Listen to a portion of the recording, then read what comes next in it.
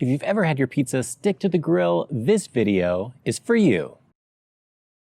Hi, I'm Ryan from the Grill Top Experience, and I'm going to show you how to keep your pizza from sticking to the grill using the 3 rules of barbecue and giving you a bonus tip for store-bought or take-and-bake pizzas. And if you're hoping for tips on how to grill a pizza, I have how-to videos for both a gas grill and charcoal grills. I'm going to link to that playlist at the end of the video. The first rule of grilling pizza is to keep it hot. If your grill is preheated well, then it'll crust over nicely and it won't sag down and get stuck in the grill grates. Let me demonstrate.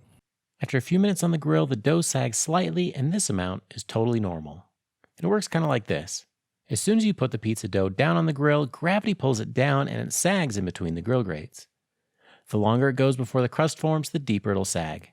And if it sags too much, you'll push the crust into the grate when you try to get it off. A hot grill forms the crust faster and reduces the sag and keeps it from sticking. Grilling on a cast iron pan or a pizza stone eliminates that sag altogether, but not everybody has one. The next question that people are sure to ask is, how hot should I get my grill? 425 degrees Fahrenheit is a good starting temperature and one that's pretty easily achieved with either a gas or a charcoal grill.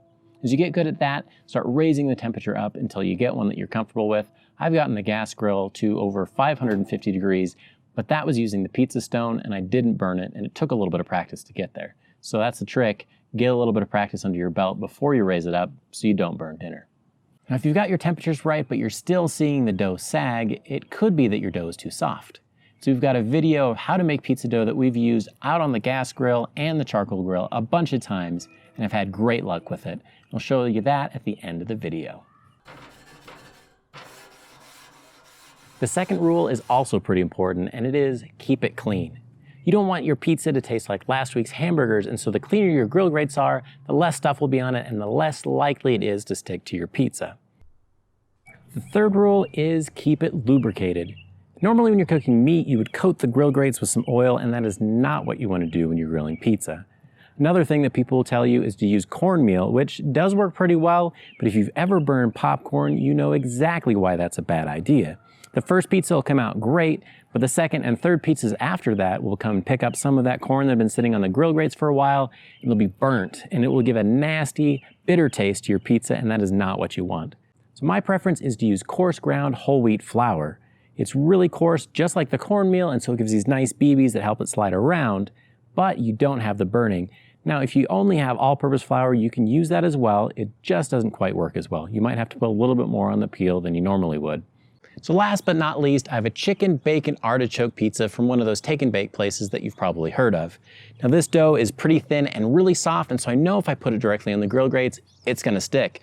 So I'm gonna put it on with that nice paper tray that they give, and then about halfway through, we're gonna pull it out.